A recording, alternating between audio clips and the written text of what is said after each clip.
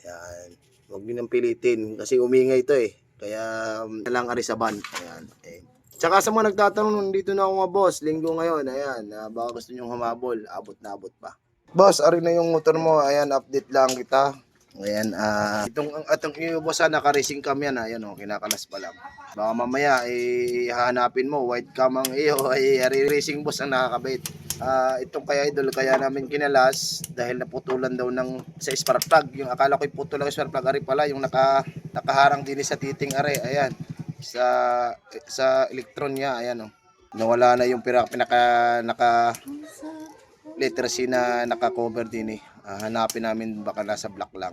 Ayan. Naka 68 ang kay boss, tsaka naka racing cam. Ayan boss, sa refresh na rin kasi sabi mo refresh. Ayan. Ayan mga boss, kung mangyayari din sa inyo to, ayan, paggawa nyo na. Ayan, katulad ng kay boss, baka umingay siguro to, kaya dinala dito, hindi na naandar. Ayan. Hindi na pinaandar nila at nawala daw aray. Ayan bilog na lang ng sa gitnang natira. Ayan boss, kalas na namin ng yung head at nandito nga yung bakal. Tama nga yung ginawa mo sir, hindi mo na pinandar. Ayan Ayan yung bakal yung dulo ng spark plug. Ayan. Tsaka galing na rin, naka 6 ang packet. Siguro ang piston na rin hindi pan rider, yung pan 2 valve tapos pinakita na lang ng para maging 4 valve. Ayan. Gulat nga ako 6 ang packet.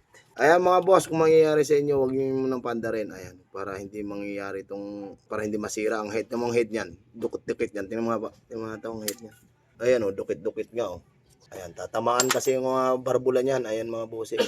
Butas Ayan, huwag niyo nang pilitin kasi umingay to eh. Kaya kinarga na, ano ba to kinarga? Kaya karga na lang arisaban. Ayan, Tsaka sa mga nagtatanong, nandito na ako mga boss. Linggo ngayon. Ayan, baka gusto nyo humabol. Abot na abot pa.